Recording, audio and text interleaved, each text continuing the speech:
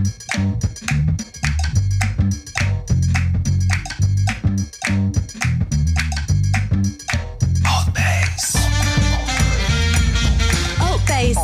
ALTBAYS. ALTBAYS.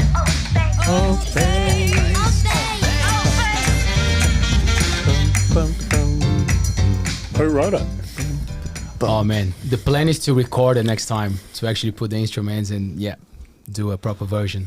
It's a good tune, isn't it? It's brilliant. It's a good tune. We're live, ALTBAYS show brought to you by ALTBAYS.nz. If you're watching us right now, you are on YouTube. Good on you. Subscribe to our channel, support the team, be nice, be kind. Or not, just say what you think, because that's what we do here.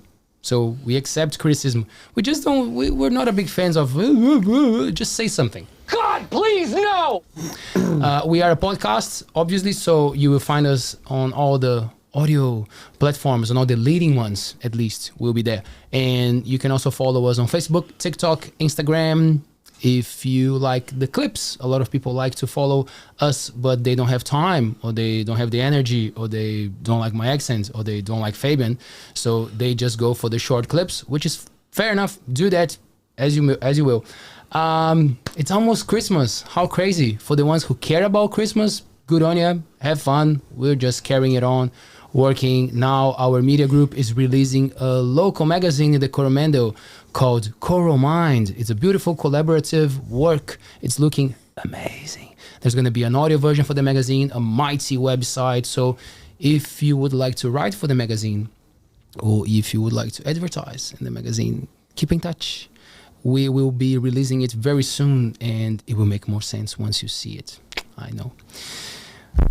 Coromandel. On my left, an arrogant prick.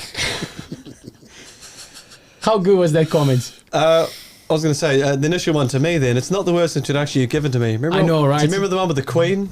I was stunned with that one. Did you like that one? Yeah, it was a good chat. Paul Blackman, wasn't it? It was a good Paul chat. Blackman, yes. Yeah, it's really cool, and he's done a bit of stuff around the world. You've just showed me I've avoided the news the last few days. Jacinda Ardern calling David Seymour an arrogant prick. I mean, everyone knows he is. That's part of his persona. He's overconfident and cocky, and yet sometimes he says things that resonate with people, and you go, well, he's a right to be arrogant because he said that right thing I agree with. But I don't know. He's not totally for me. As one person like me, because I have a bung eye, I don't trust other people with a slight bung eye as well. So I just thought amazing a woman calling him out like that, because he was a bit of a dick, wasn't he? Well, he always is. I suppose, isn't that the whole point of being the opposition government? To just be that smarmy prick? Doesn't it get tiring though? Like, wouldn't it be better if they were discussing things that would create something better instead of just trying to find flaws in what the other do? People watch the Kardashians. And I think that really sums up the human species at times. Why have anything constructive? Put on the Kardashians or just poke at each other with no resolution in sight. I respect Andrew Lee too much to not finish the show right now, but we could, eh? That was brilliant, wasn't it, Andrew? It certainly was. Oh, sorry. Mr. Andrew Lee here with us. Nah, it was good. I love it. I love what you said. That was pretty good. I just cannot miss Andrew in this conversation. That's why I'm introducing the bro now, so we can carry on from there. So is this a segue from arrogant prick? Andrew, hello. How are we? Or a Kardashian fan. Yeah, are you a No, fan? definitely not. Have you ever watched it? No. You see, Ever. I've avoided it like the plague because I heard this person was famous, and yet when I grew up, I was born in the 90s, bitch. When I grew up, I'd never heard of them until apparently they were famous, and I thought, well, surely I'd be able to look up something they've achieved or done, and couldn't. Exactly. And it just blew my mind. Like Paris Hilton. Yeah, well. Like Bert. Yeah. At least no. she made films eventually. Really? Did she? Homemade, I think. Anyway, so... Good. Andrew Lee. Yeah. Andrew Lee has been working in the hospitality and the food industry, we can say. Yeah. Hospitality, yeah, food. Yeah. More than 30 years? Yeah. Almost 40? If I counted right, you said definitely, 85? Yeah. That's a journey. Yeah. Did you start like young as, like kids, cooking at home and doing stuff? Well, or yeah, definitely cooking at home. One of my birthday presents for my 7th birthday was I got to sit on the pass at what was then Cook's Cove restaurant. And, Sorry, what do you run mean on the booths. pass? What's the pass? So the pass is where you pass food over to the waiters. and they take it out to the restaurant. Is that where you go to those fancy restaurants and you see the meals put up there and one person sits there and inspects them? Yeah. Is this right? Yeah. Take it back, it's disgusting. Like So- that was you as a 7-year-old yelling at people to fix the sauce. Yeah, calling orders and Oh, fun. loved it. So what was the restaurant? How did you get that ticket? So Cook's Cove restaurant. It was where the pharmacy is down here, on the corner down there. Was it Magri Bay Pharmacy? Yes. Yeah. So it was in there. Willem van den Acker and Raylene van den Acker had it. Yeah. So just family friends. Sweet, what a birthday present. So did you say there was around 85, right? Like Yeah, when you something like that, started. Man, how different it is when you look now. I know that you've been here. You've done a lot of things, but like you always come back to the Coromandel. So I don't know. Can you actually look back and see the main differences of this place? Yeah. There's down here. There's a lot. Like now, there's restaurants open all the time. Back then, you had 4 weeks, I think 5 weeks over summer to make your money, and then through the winter, a lot of them would close. And it was hard, or they'd close 3 or 4 days a week. It was hard. A lot of the places now come in, you've got all your food trucks and things like that. They're here from mid-December through till February, and then they're gone again. How was to see the development starting in this town? Yeah, really good.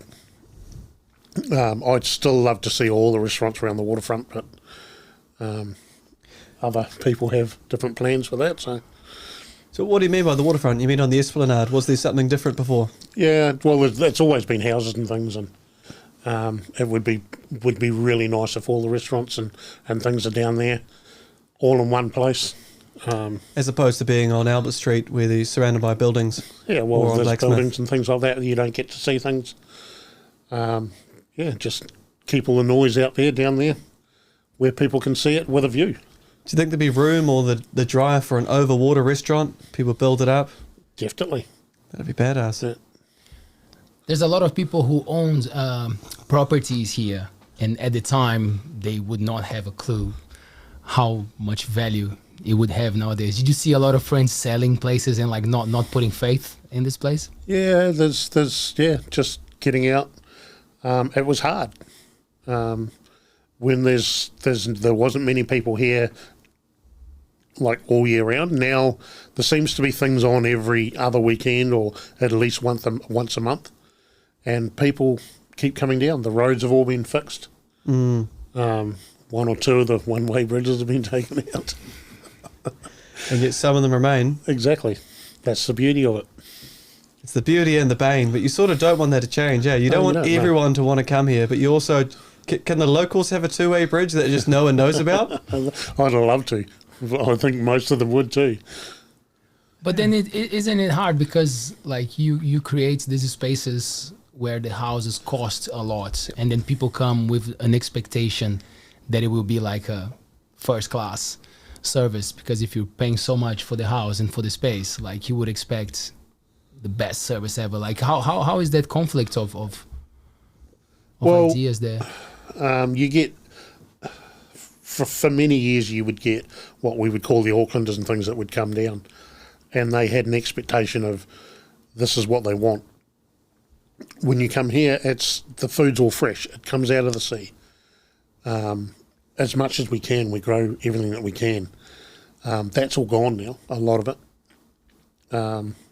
Commercial fishing has been gone from here for years. When I worked at CC's restaurant, we used to be able to go down to the wharf and buy fish off the boat. We used to be able to get crayfish off the boat, fresh, literally, straight out of the water. And it was great. Now it all gets caught out here, but it goes to Auckland or to Tauranga, then it comes back to us. It's Second-hand fish? yeah, pretty much. When did that change? Was there a particular time? Was it a government change? Was it a restrictions of how to run like the food transport systems, or like just supplies and things like that. The fish factory down here closed down and went to just doing mussels and things like that. The boats got sold, quotas got sold, just not the demand for it. big companies have come in and taken over. So the fresh fish we get from our fish and chip shops, are they part of that same system where they're getting the Coromandel fish sent back from a truck from Auckland Tauranga? Some of them can get it straight from Coromandel, but yeah, most buy it in. And is that where you started? You mentioned before the show that Snapper Jacks, was it part of your beginning career? Has it been Snapper Jacks that whole time? Yes, yeah. So who was Snapper? Who's Jack? That's a good question. That I'm not sure, but I think it was Ron Meeklin that first called it. I can't remember whether it was Ron or whether it was Chris Pickett that first called it Snapper Jacks. And how old were you when you started up with that space? I would have been 12, 13. Were you Mercury Bay Area School? Was the school? Is it the same site it is now in the 80s? When I started school, it was back in School Road. Yeah. Cool. So were you still at school while you worked? Yes, yeah. So worked weekends, holidays, mainly. And then went off to tech, came back and every now and again and worked because there was a restaurant. There was Snapper Jack's restaurant and Snapper Jack's takeaways, which were in the same building but two different sides. Swear, I didn't know that. What about when did you go on that Auckland mission? When was the time that things started to change for you, getting into the city vibe and? Around America's Cup, so what was it, 98, 99, when the America's Cup was big in Auckland. One of the guys that I'd worked for, or a tutor I'd worked for at Tech, had rang me up and said, come to Auckland, we'll pay you big money to come and run the restaurant, run the kitchen. So off I went, and America's Cup finished, and so did the job. But I'd moved up there at that stage with my partner, so we ended up having kids up there and stayed up there.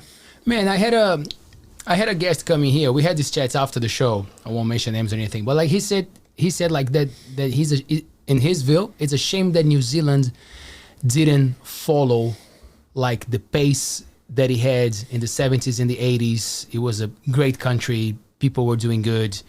And he feels like New Zealand dropped the ball. Yeah, he's a wealthy man. He's white. And it made me think. What he said. It was like, did it not get better, or things started to become a bit more equal for all the people in the country? You know, I was a bit like divided because I don't know the history of the country. But for someone who jumped into the city 30 years ago, like what can you tell me about what you saw? What was wealth at the time like?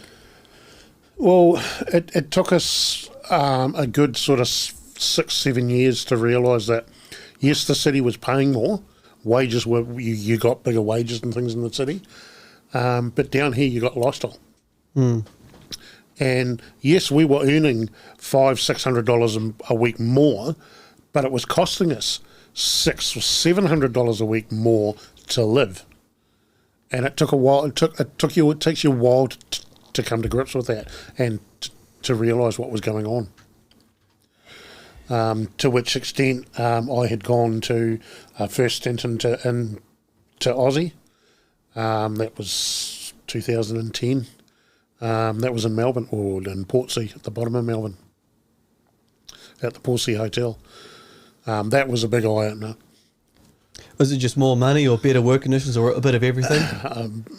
Much more money. I wouldn't say better work conditions, just a lot the same as here. Portsea is, let's say, Pawanui to Melbourne. Auckland being Melbourne, Portsea being Pawanui. All the rich go down there to play.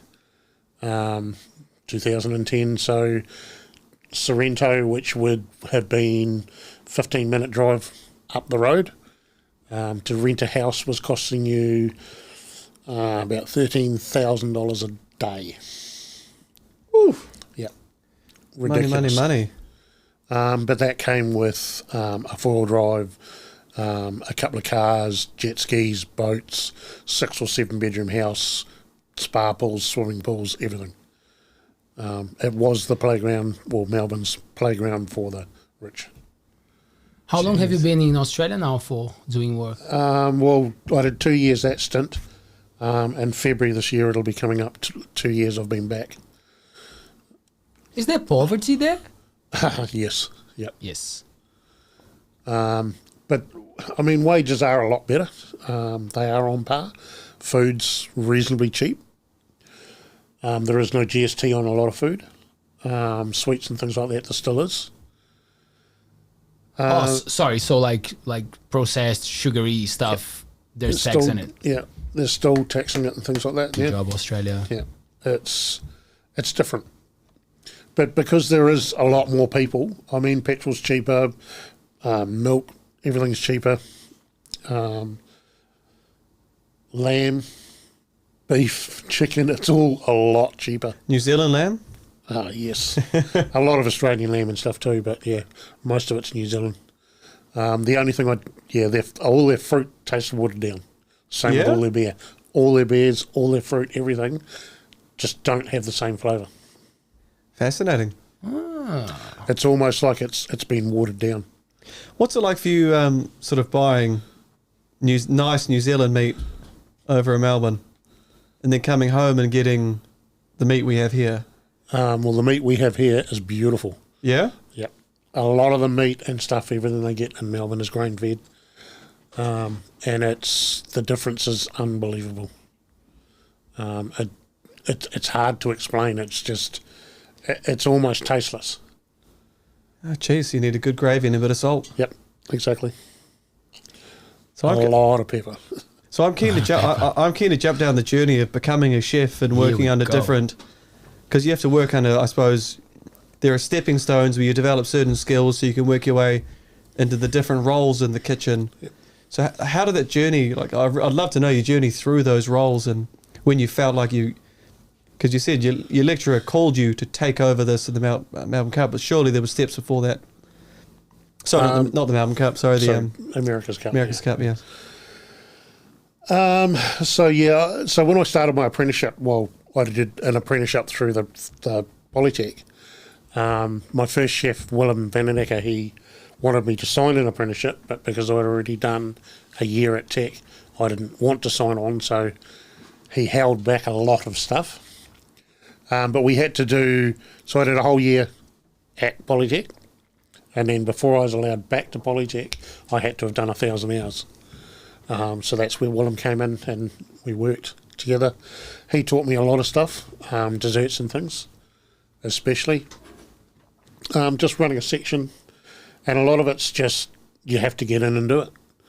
There's no thick and easy way of doing it. I mean, now they're pumping out chefs that they say you do a course for a year, you sit a paper that's all multi-choice, and you tick boxes and you're a chef. No. You need to be doing at least 3 or 4 years before you can call yourself a chef. There's the way that the polytechs and things will teach you, which is not bad, but it's very structured. Then you get to a kitchen, and because every kitchen's different and every chef has their own way of cooking and what they want, it's totally different. A lot of people don't last because they get yelled at or things thrown at them. Can I jump in there? Because television and media have highlighted that Gordon Ramsay with for fuck's fucking sake, just screams at people with these expletives and abuse. And I grew up seeing, was it Hell's Kitchen? Yeah. Thinking, I'd never want to be a chef. You're just being abused. Was that a caricature? Was that a straw man? Or is there a bit of that culture that the chef, or was the chef now muttering it, whispering it in their ears so the restaurant don't hear it? These days you can't. It's very, very frowned upon.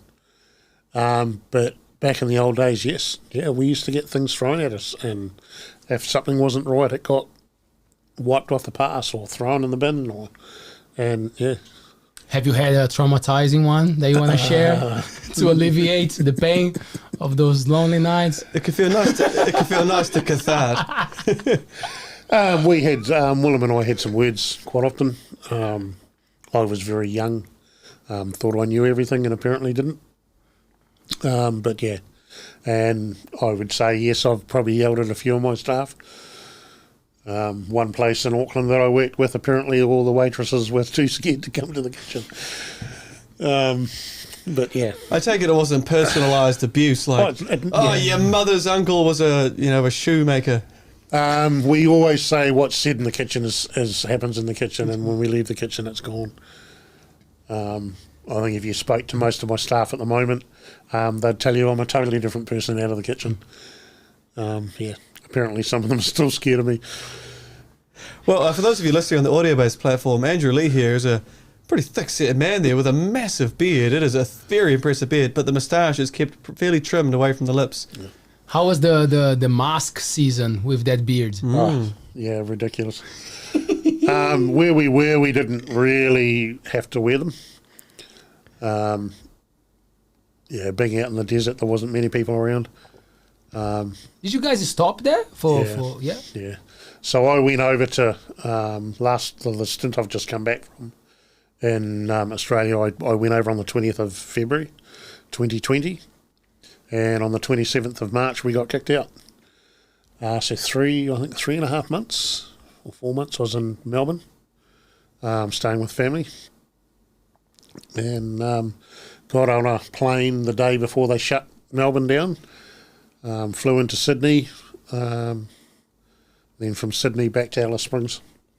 Okay, so tell us a little bit about the place where you're working, because you were telling me these stories about the roads and how you get there and how far it is, and you can drive 130 k's per hour and you have to go fast, otherwise you ruin your car. So where are you working at the moment? So at the moment I'm working for a company called Discovery Parks Australia.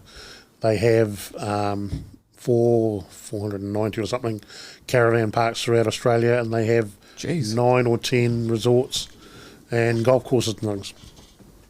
So when I first went over this stint, I was working for a company called Kings Canyon Resort, which was owned by Delaware North. Delaware North's an American company. They own most of the stadiums in Australia and America. They've got most of the national parks in America. Big, massive company. But being an American company, didn't worry about anyone, didn't care. And where we are, it's by Tarsiel Road, it's 580 something kilometres southwest of Alice Springs. You go through turn off, so you come down the Stewart Highway and you turn off onto Lassiter's Highway, and on the corner is a place called Aldunda, which is actually the centre of Australia. Jeez. And if you keep following Lassiter's Highway, you come to Uluru or Ayers Rock. And halfway down is a road called Loretta Road, which is another 270 kilometres up to Kings Canyon Resort. And for anyone that's seen Priscilla, Queen of the Desert, at the end when the guys all climb up the rock and have a look out, that's Kings Canyon.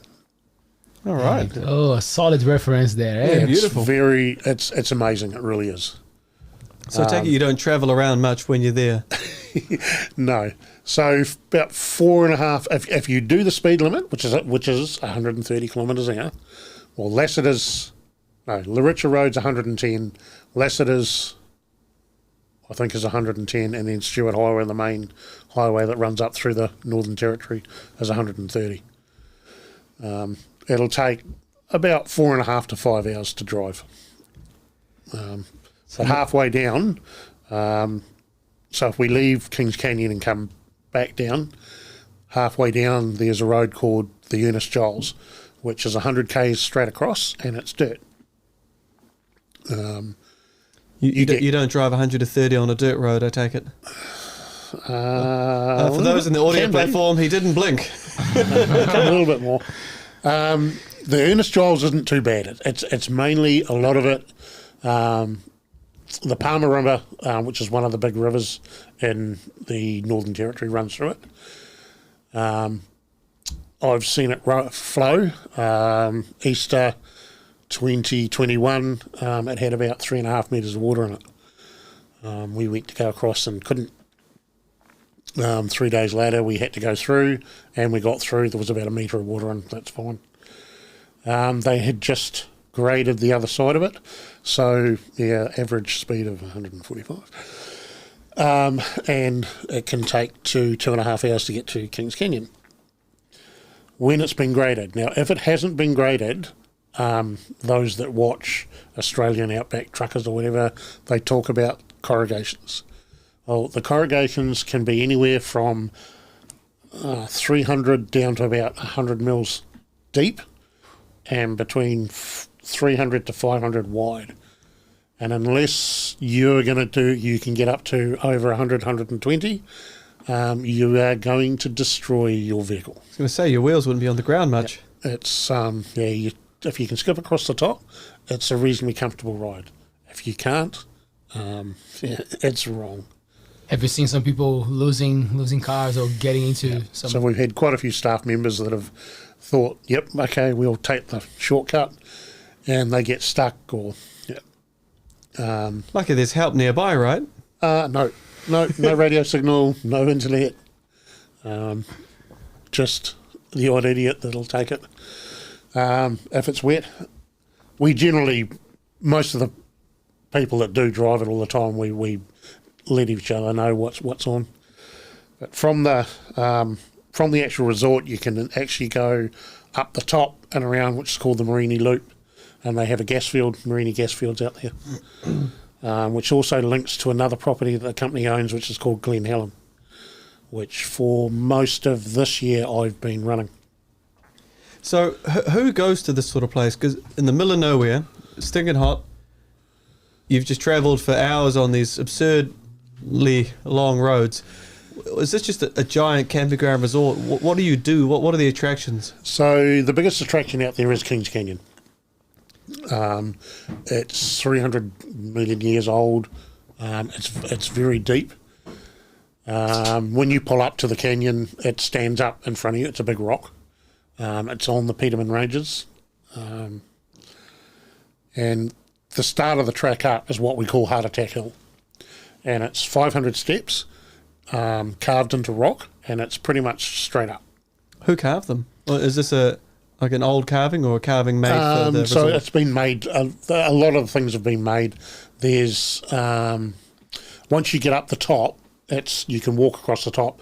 You have to hop over rocks and things like that. You have to be reasonably careful. It's a 3.5 hour trip, walking. Unless you have a heart attack, of course, and then it's... Or you're two of my kitchen hands and one of the head chefs that used to be out there, and they were doing it daily in about 58 minutes, running it. Oof. It's 3.6, I think it is 3.6 kilometres long from start to finish. Take a sip, Andrew, so I can fill up yours, man, please. Thank you. Yeah, it is what it's a beautiful. I actually haven't been up it yet. I have some rather crook knees and now a very crook hip. So it is one of my missions to do this year. Just bring a tent and Is to go get halfway. up there. Yeah. How's the experience of being in the desert after living for so many years in the beautiful Coromandel, no crazy animals around, and next minute the snake is fucking crossing the street and like, oh my god. Well, not having water, not being able to see water for nearly a year and a half was very, very interesting. Almost heartbreaking. Not having water around is, Then last year, end of December, we had 400 mils of rainfall in 3.5 hours. Whoa!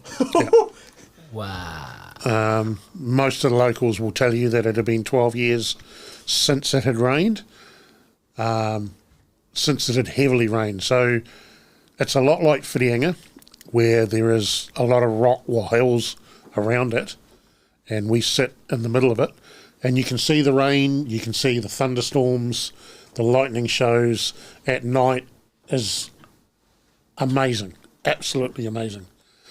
Those that follow me on Instagram and things like that have seen sunsets and sunrises and things that I do. How do we follow you on Instagram and those things? I don't even know. Andrew Lee, and then there's a number, right? Yeah, I think so, yeah. 69? Let's check. No, No? 68 is my favourite number.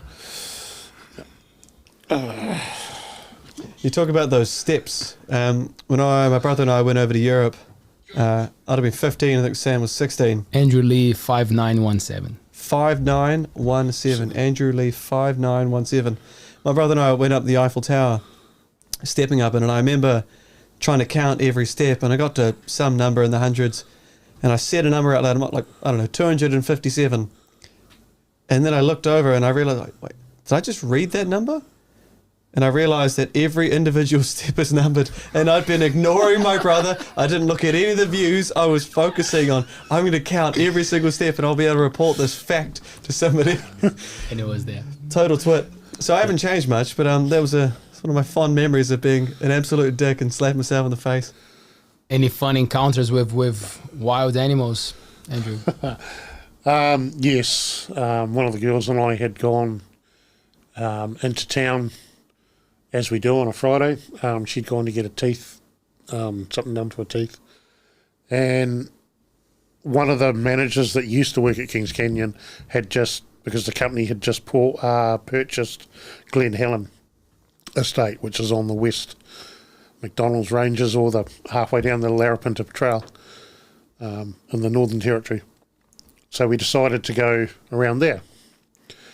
And after getting yelled at and told that I have to get in the car now because she was leaving, 20 minutes later we're driving down the road and there's a camel walking down the road in front of us. Trot, trot, trot, trot, trot. And Kylie decided to overtake it. And the camel and I going, no, don't overtake it. Let them walk, because if they turn, they'll just crush your car. So that was, interesting. So you don't overtake it because it'll hear you come and smack into you? Yeah, if it turns around and hits you, you're gone. It'll squash your car completely. Oh, jeez. They're very erratic in what they do. They lie on the road a lot, so they heat. Same lady had come back.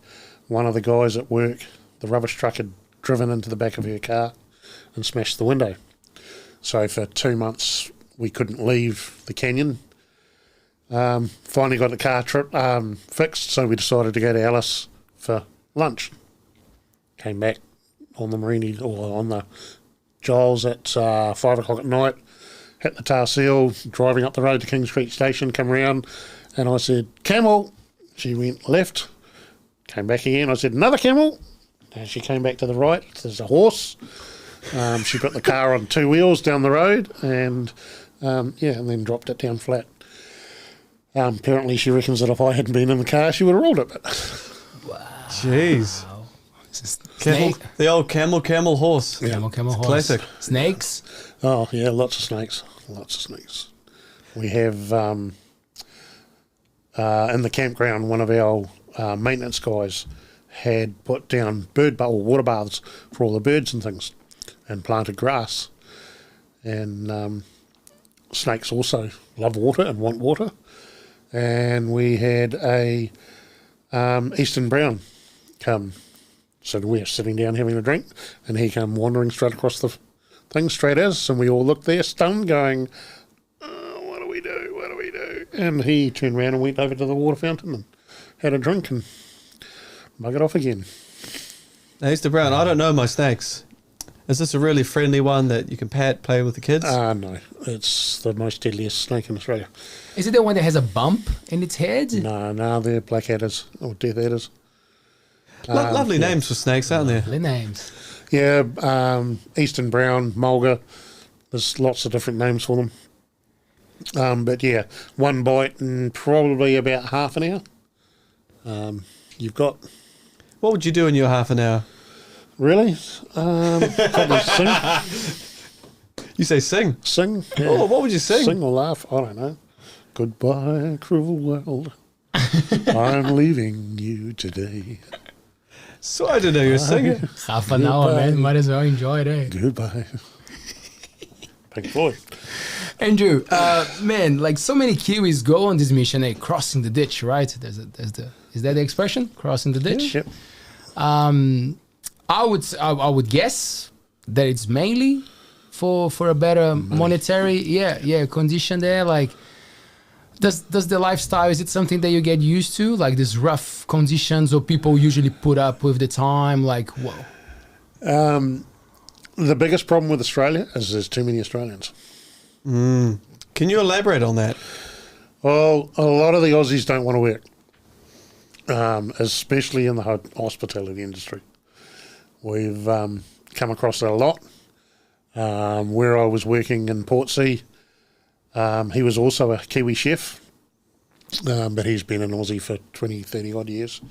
And he swore black and blue that to his bosses that he was going to fill the place with Kiwis, which is what he did.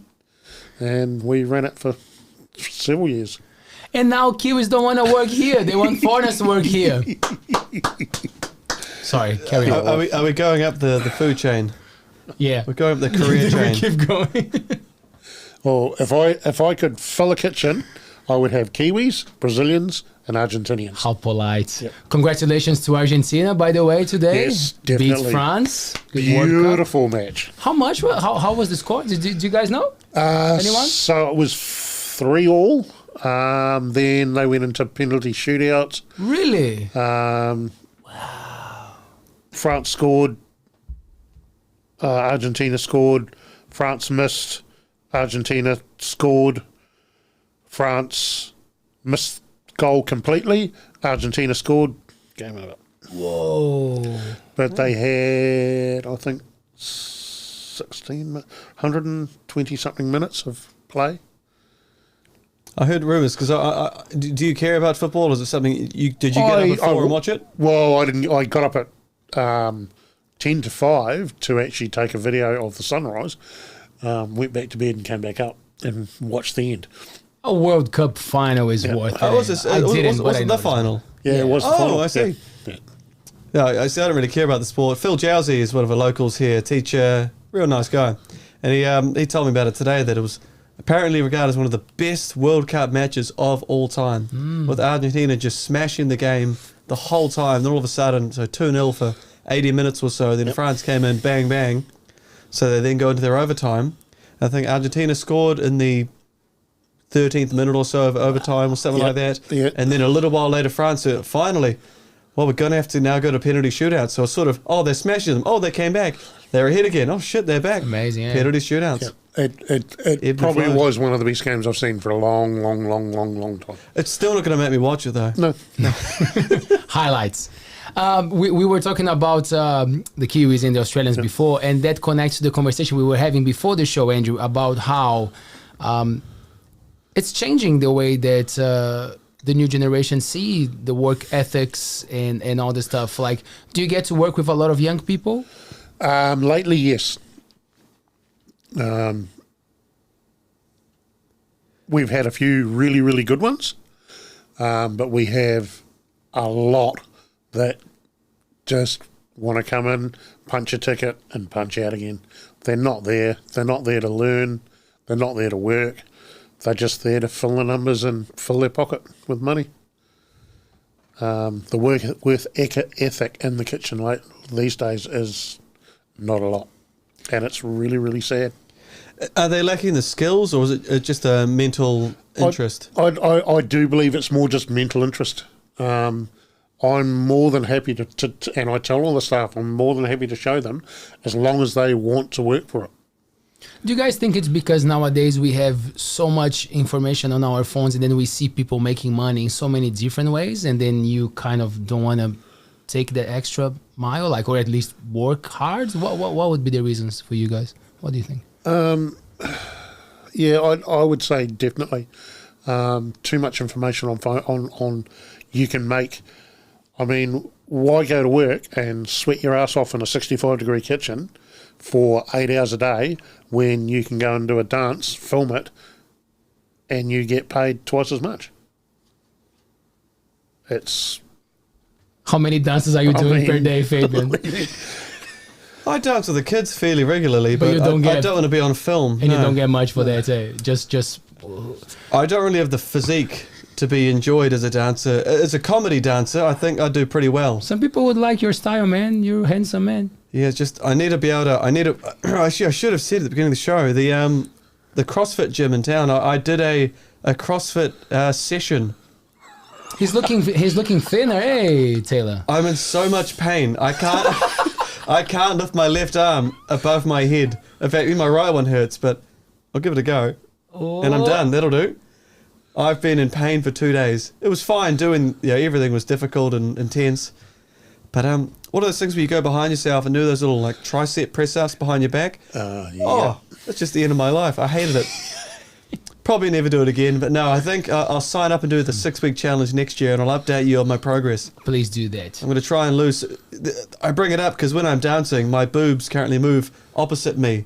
So when my pecs dance with my body, then maybe I'll venture into that paid dancing money-making system on phones. Welcome to the ALTBAYS shop. That's what we do. Thank you. Great. I hear tradies and a lot of people from around town saying that, young people usually come, they start motivated, doesn't take long, they give up. And then in my mind, the way that I see it is, and I told you that before, but Fabian was not here. Mm-hmm. I think that when older people say the classic, we worked hard for this, we worked a lot of hours, and I'm like, cool, I respect that, but like, it can be quite detrimental to your body, to your mental health. So I like that there's a shift there, that people are understanding that you don't have to put your body in exchange of money or whatever. Like you can find a balance. But I also see people taking that too much to an extreme of like not even wanting to bother, because hard work actually pays off. You feel pretty good after a good session, and you get the money and you see something that you've done like right in front of you. Like it's quite rewarding, isn't it? It definitely is. We've got it at work at the moment.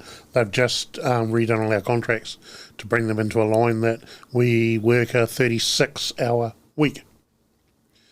We still get paid the same amount of money, but we work a 36-hour week. I don't think the whole time that I've actually worked, I have never, ever in my life worked anything less than 40 hours. Even where I am at the moment and doing short weeks, I have never worked under 40 hours in a week. It's just not, I don't think it's possible. Is it enforced? Like they're saying, all right, you need to stop now, you need to clock out because you need your mental health, your physical break? I think they would like to think it's going to happen that way. And I would love to, but who's going to cook your dinner? Mm. So I started at 4 o'clock. I'm going to finish at 12. Who's going to cook lunch? But isn't it up to the boss then, Andrew, to have more staff and to make less profits on top? Because that's the end of the thing. Like that's what you would like to think. Yeah, but that's the thing. Like, because sometimes I see us, all of us, and I'm not just saying the three of us, like working class in general, using that excuse of like, oh, but we gotta get shit done. And I'm like, we do, but like the people who are making the profits, they're making the profit regardless, you know? Like, exactly. So that's when I feel like a good change would help us. It's kind of like, yeah, why don't you have more people working for you? Or why don't you provide a better pay for us to work these long hours? Because like, I want to get also into those like family dynamics, because Brett, one of our co-hosts, he talks about that. He's like, I work long hours, but man, how much would I love to swap like those hours for time with my family, you know, like being there with them. Somebody said to me just the other day that he would rather be time rich than asset rich or rich at all. He would rather be time rich. And definitely I agree with it. I would love to spend more time with my family and things like that, but it is what it is. In the industry that I work in, we do. We've always worked long hours. It's the same thing. We have to serve breakfast, lunch and dinner.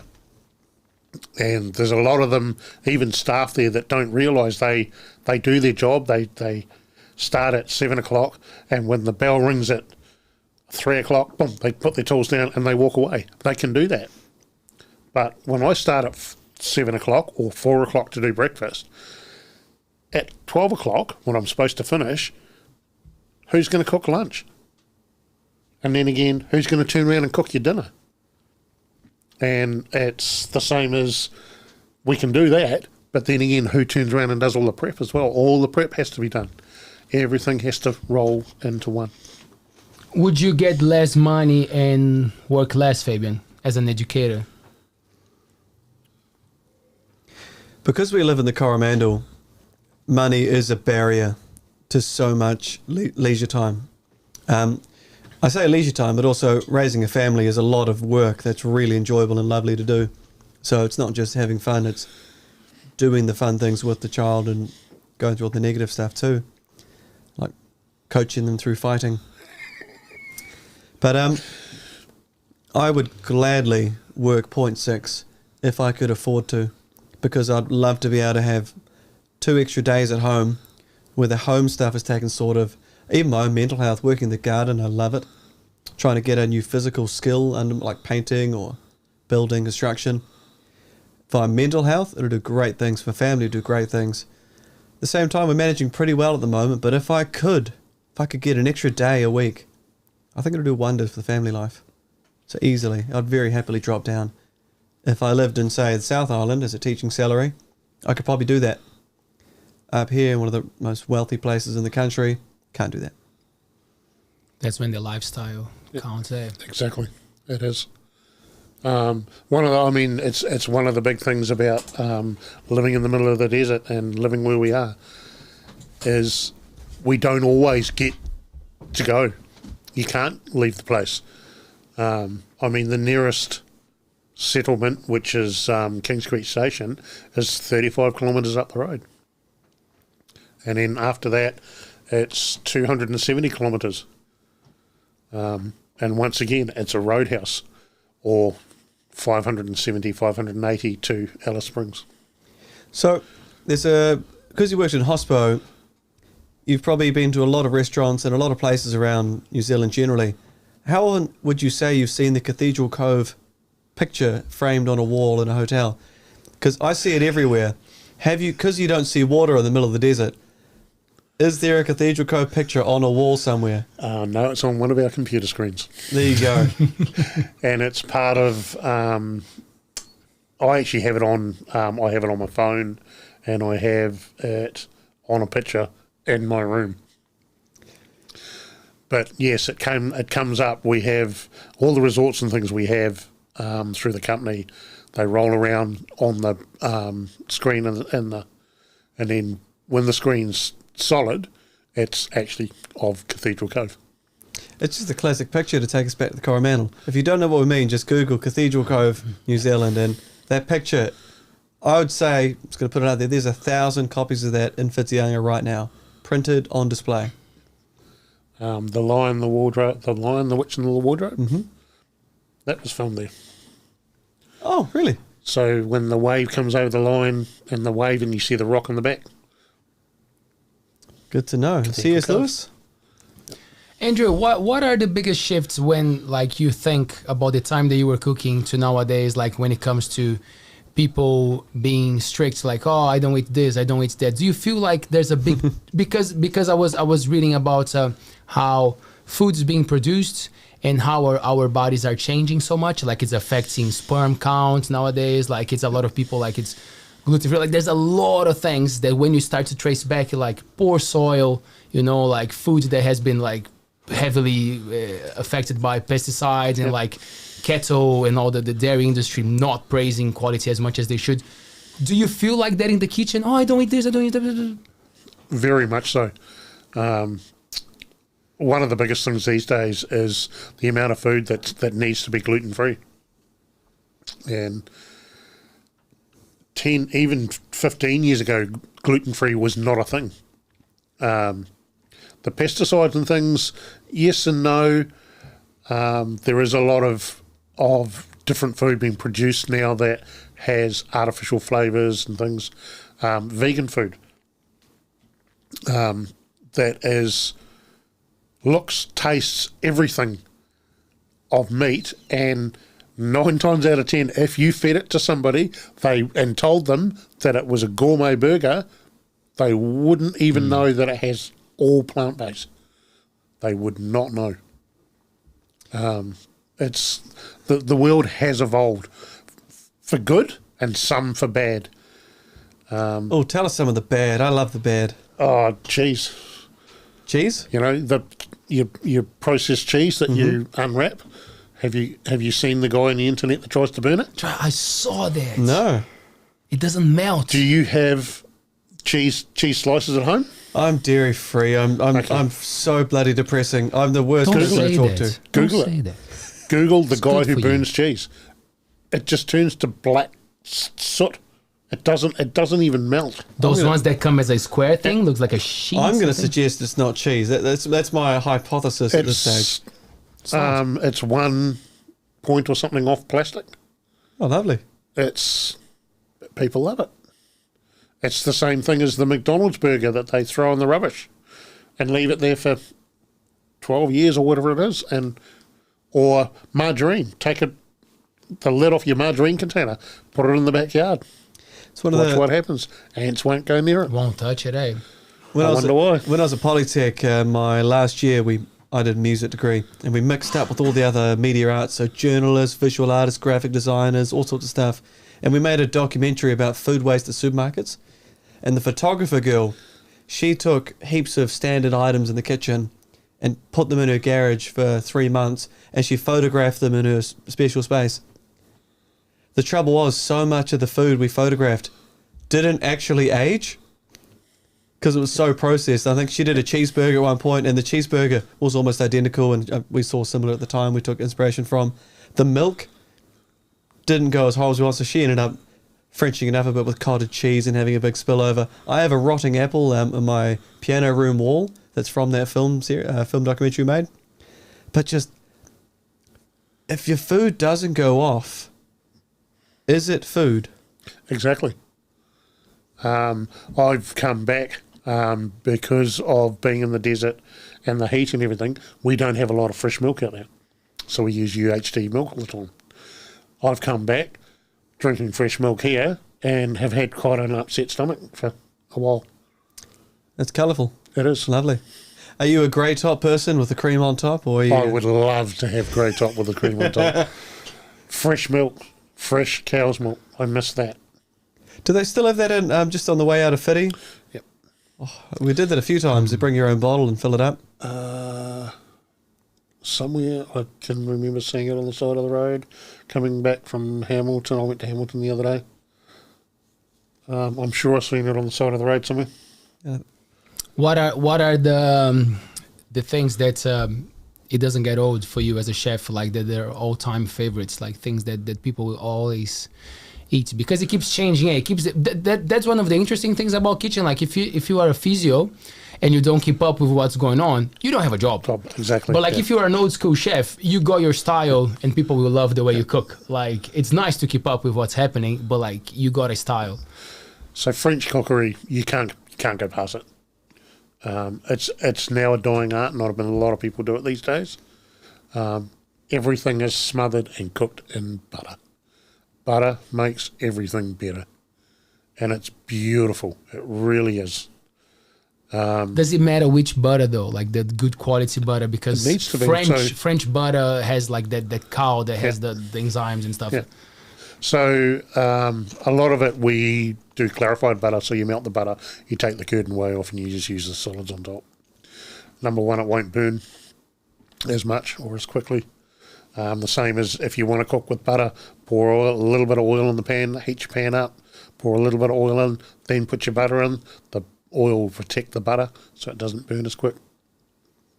Good tip. Give us more. I wanted to ask something about the gluten-free because I went dairy-free 2 years ago now. I think it's 2 years. And the amount of things that have... Sorry, I went dairy-free. And the amount of things that have milk in it, or milk solids, and and it's so absurd. Like, I want to buy salt and vinegar chips. Yep. Until a year ago, salt and vinegar chips had milk in it. Yep.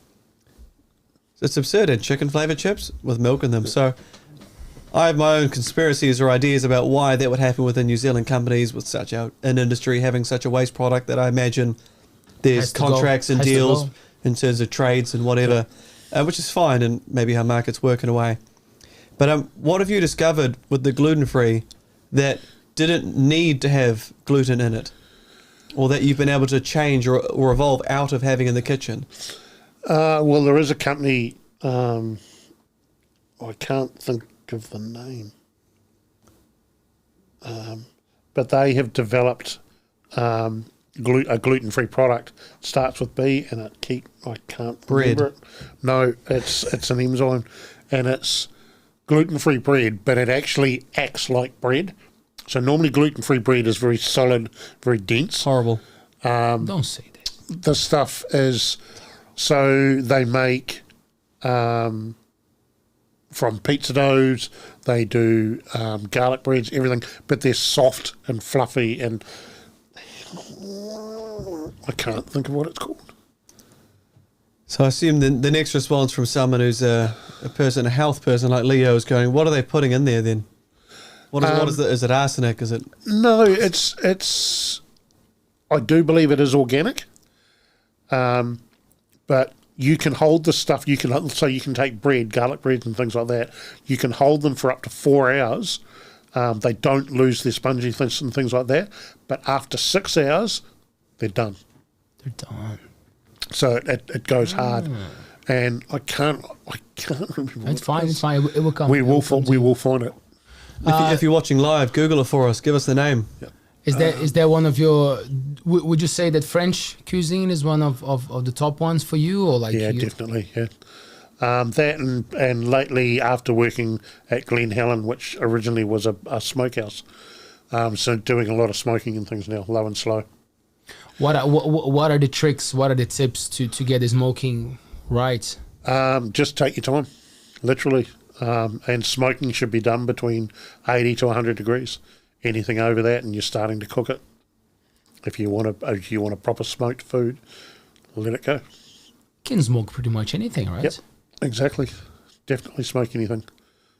Especially these days, they have smoking guns and things, which you'll see a lot of cooking shows, and they'll have a lid, and they've got this tube going in, and they're pumping smoke in, and you can take a plate out to the table, you take the lid off, and poof, all the smoke disappears. Everyone starts coughing, and they go, "It's great! Oh wow, it's so authentic." Cancer. Great. It's but yeah, a lot of it's is fun. We have some very large smokers where I am. One holds 250 kilos of meat at once. Ooh. And we can load the hopper up. It's self-fed. You can load it up and it'll smoke for 39 hours straight.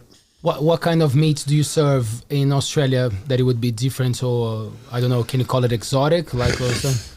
So a lot of kangaroo. I do a lot of camel. So Really? I do camel scotches, camel shanks. What part of the camel burgers? What part is the salt? What part of the camel do you? So everything we can use the whole lot. A lot of it's farmed now. How do you compare that to be? So I've had ostrich, camel, but I've never had. I've never had camel. But kangaroo's lovely. Yeah. What's camel like? A nice Scotch steak going to be like? How do you compare it so to? the farm ones are beautiful. Yeah. As good, full of flavour. We do a lot of buffalo. Sorry, buffalo the beast. As in buffalo the beast. Oh wow. Yeah. They're being farmed in Australia now too. I'm trying to get ostrich over there. They won't have it at the moment. I've won quite a few awards and things with ostrich dishes that I've cooked. You've tried it through the spring? The last spring when you guys had the ostrich burger. Yeah, I used to have the ostrich. The ostrich burger, but also the ostrich steak. With, That's right. So Were you ostrich there? is a lot, yes. So was that 5 years ago that you were there doing that? Because I had ostrich there. Yeah. Nice. I've had your food. It was delicious. And you serve it the same as you would your steak, so the amount of cook time. So the best thing about ostrich, most people, it's a lot like venison. But with ostrich, you can cook it well done, and it doesn't turn into boot leather. It just takes a long time. Because there is no fat in it, it takes a very long time to cook. What is the thing with the insect protein and all this stuff? Because a lot of that stuff is already in New Zealand, and people don't know. And when you tell them, like, what? The grasshopper protein, is it? Well, we use green ants a lot in bush food and things in Australia. We're actually doing a lot of bush food. Bush food. Yep. So anything that's growing in the wild and things, there's creative, native, and I can't remember the others two more companies in Australia that do this stuff commercially. A lot of finger limes. We use rosella flowers, quandoms. What did you say? Quandoms. Quandoms. Well, the quam, not a k, but a quam. Quandoms. So that goes really, really well. That with, would taste weird, eh? Sorry. Yeah, it can be very, very bitter. It goes very, very well with kangaroo, especially smoked kangaroo. My only kangaroo experience is through Hell Pizza. Okay. When they used to do their kangaroos and with the pepper dews, and it was delicious. So the ants, Green ants. is it the ones with the big bum? Yep. Ah. Yep. How do we call them in Brazil? Is it the tanajura? Tanajura. In the up north in Brazil, they have the big bums. People deep fry them, put with bread crumbles or rice. Brazilians at big bottoms, eh? They're obsessed. Even the ants. Even the We ants. don't forgive anyone, brother. They're very, very Bring it good, on. very tasty. Bring that bum. Now all I want to do is eat an ant. I think we gotta. Is it for Andrew? Is it a question? Shit, Big man, someone is bottoms, charging or maybe big something. No, I'm bottoms, joking. Talk about mud flaps. My girl's got 'em. That- Spinal tap. Do you like the ants dish? Is it something that you go for? Or? Yeah, definitely. A lot of them we just use as garnishes. Frogs? Frogs. Yeah, I've cooked frogs. Frogs' legs. They're nice. Frogs are nice. Have you tried? Yeah, frogs, snails, delicious. Had pigeon in Egypt. That was kind of nice. Bony, very small and bony though. We've been doing a lot of crocodile ribs. Oh, what's a crocodile rib like? How do you Beautiful. compare that? So a lot of it's not so much the bone, it's the gristle. Mm-hmm. Really, really good because it tastes exactly like chicken. Are they very fat?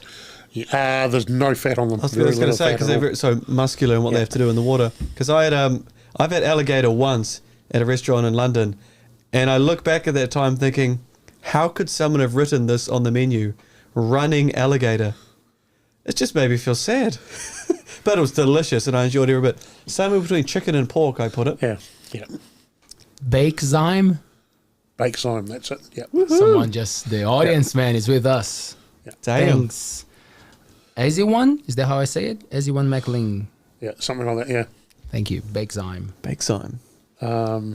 Was that the special bread Yeah, thing they're doing? it's the additive they're putting in for gluten-free bread. Call it a win. Fantastic. Are there any animals you've really wanted to have a go with cooking that you know of but you haven't been able to access yet? Like, are you allowed to go into snakes and that sort of territory? We can't in Australia, but I've eaten them. Off the record. yeah. No one's listening, it's fine. Yeah, well, I've eaten hedgehogs. What was that like? Beautiful.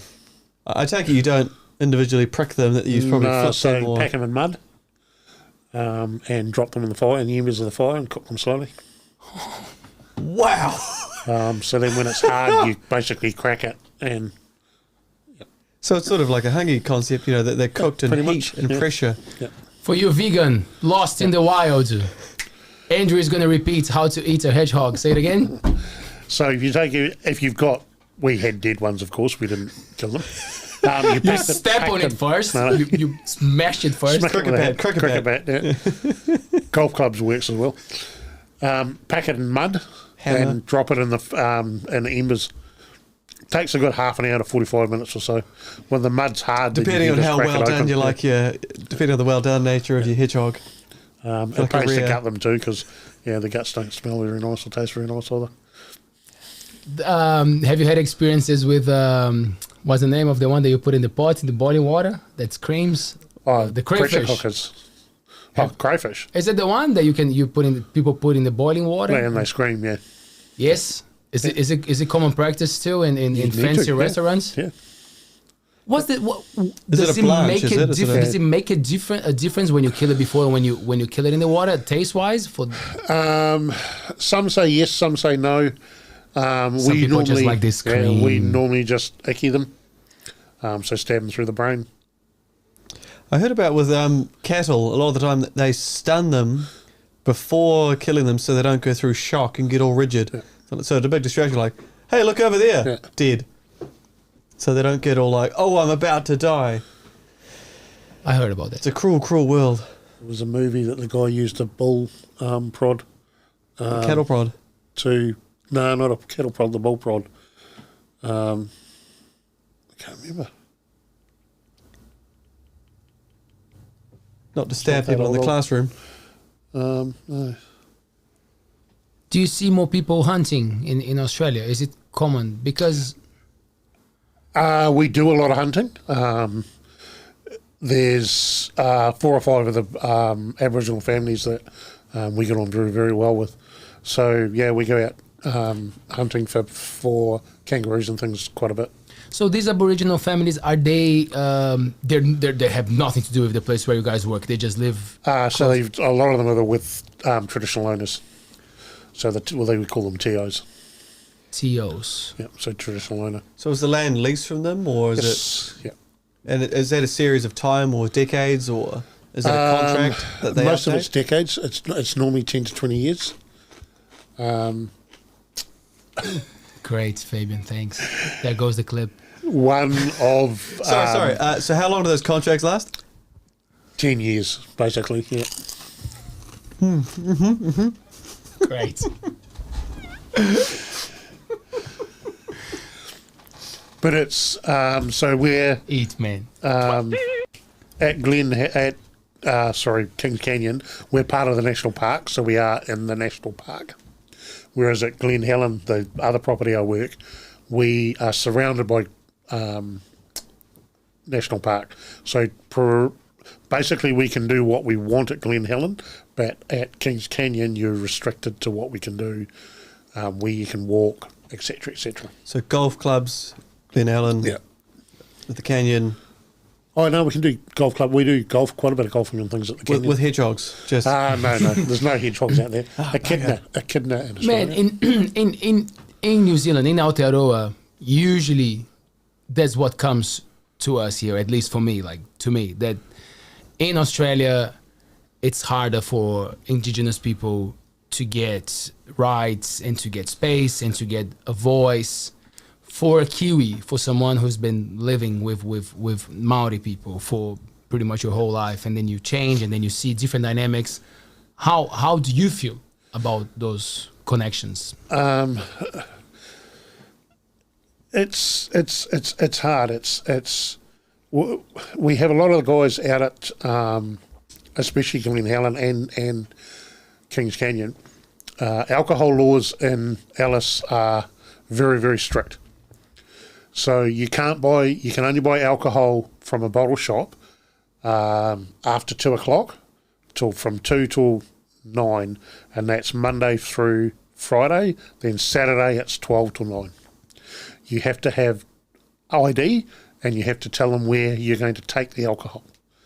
And the police have the right to restrict how much you buy, but the blackfellas can't even set foot in a bottle shop. It's just ridiculous. Or if they are allowed, they might be allowed a 6-pack or a 750ml bottle. If they grab a litre bottle, no way, not allowed to touch it. So what does that mean? How do they get hold of alcohol? Is it like legal ways, or they find a way? Yeah, black market, things like that. People like us buy it for them. Yeah, we do it for a lot of the guys where we are. We buy it for them. But it's wrong, because I can go in on a Monday and buy 2 cases of Guinness, 2 bottles of Jack Daniels, and a bottle of gin.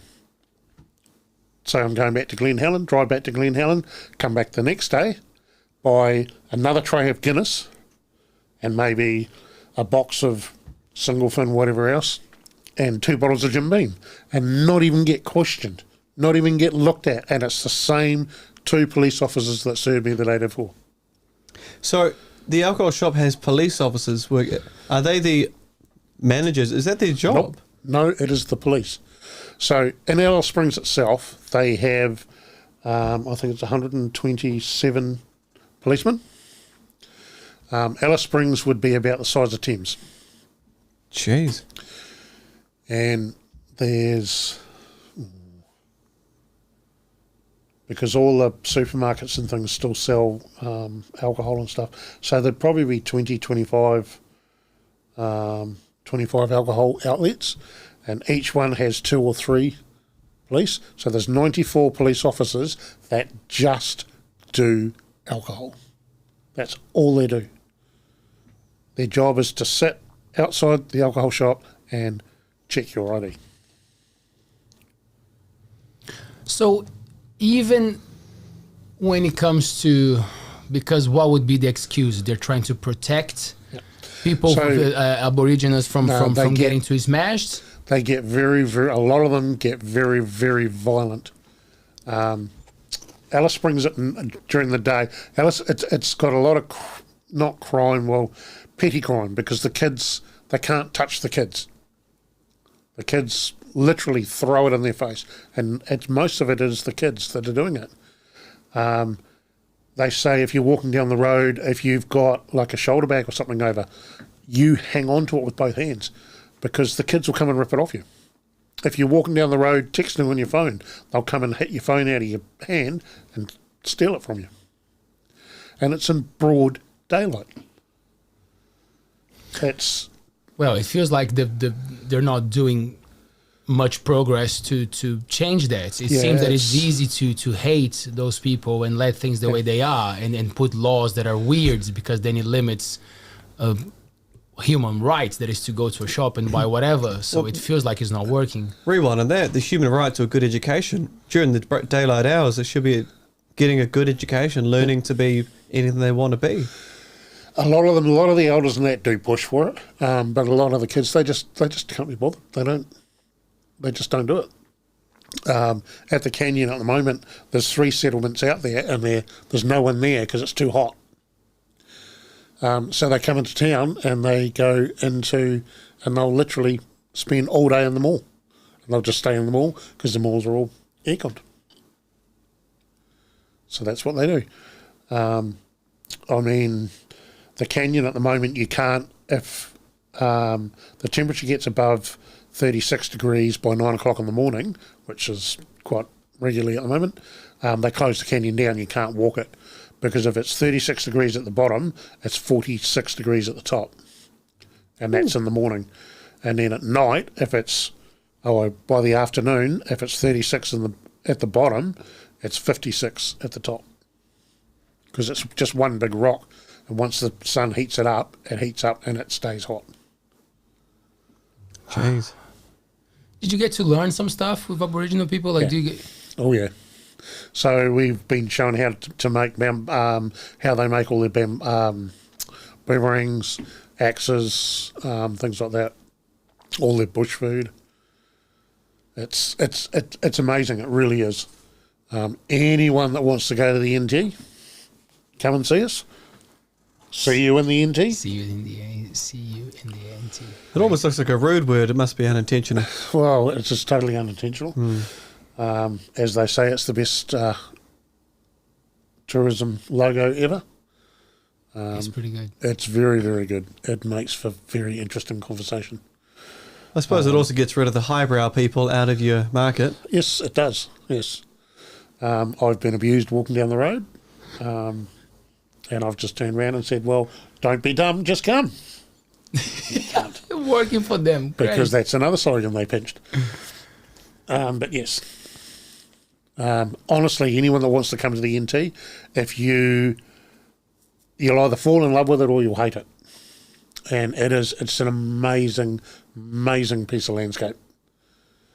It goes for miles. And yes, don't wear white clothing, because red dirt gets in everything. There you go. Some tips for you, Fabian. I've never been into Australia outside of the airports to get further. So I've always wondered about it, except for the fact that you've talked about hunting and going out and doing kangaroos. Do you hunt and then quadruple wrap your legs and feet and shoes so you don't get attacked by snakes? Because I can't think of anything worse than going outside, knowing everything there can kill me. Well, the thing is that the more noise you make, the snakes will hear you before you get there. I sing. They're just as scared of you as you are of them. Okay, so singing would be good, but probably not for the hunting for the kangaroos, though. Well, yes and no. They're very curious. And if they bite you, already got the tip. You carry on singing. Yeah, I get 30 minutes to sing. What would you, Leo? You've been bitten. It's a brown. Got you. I look at all the lonely people. That's my pick. Eleanor Rigby. I played that yesterday, actually. So There you fun. go. It's a nice song to sing, actually. What about yours? Before we wrap it up, there you go. Death song. Everyone knows my death song at my funeral is "Show Must Go On" Show must go by on. Queen. Andrew? Well, funeral song would be Goodbye Cruel World, Pink Floyd. There you go. Pink Floyd's a nice band. I like them. Played them yesterday as well. So good to have you here. Yeah, it's nice to be back, mate. And it's good to see your smiling face. Oh, it's good to see your smiling face too. And Taylor's, And I've Taylor. missed him. We had a good run at the Lost Spring, eh? For the people who don't know, we did, worked together for what, almost 2 years, maybe? Yeah, a good 2 years, yeah. Good 2 years, eh? A lot happened during those 2 years at the Lost Spring. People came, people left, people stayed. Yes. That was a great statement of ambiguity. I actually went to the Lost Spring 2 days. It would have been yesterday, Sunday morning. Went to the Lost Spring with the family Christmas, my wife's family here. Spent a good 2.5, 3 hours in the pools. Yeah, I was going to say that'll fix your aches and pains. I think it exacerbated it because since that it was so much worse. 10 minutes in the top pool in the heat, come down to the waterfall, 10 minutes in the cold. Oh, someone knows what he's talking about right there. I need to That's go what I back. do. I'll talk to Alan. I need to come back in. Andrew told me. Come on, man. Hot and cold, for sure. Thank you so much, my man. No, thank you. What a pleasure. It's been a pleasure. Thanks, Mr. Roberts. Thank you, Leo. Thank you, Taylor. Thank you, Andrew. It's a nice show. Yeah, we're back Scary on. as shit, Aussie. I know, right? Go visit Aussie. Go to, See Kings you Canyon, yeah. at the end. See you in the NT. Come and see the Northern Territory. and we'll be back on Wednesday with Mr. Peter Augustine. He's an artist. He's a local artist. Amazing guy. We're gonna have a good conversation. I'll see you there. Peace. Woohoo! ALTBAYS. Woo. Nice. ALTBAYS. ALTBAYS.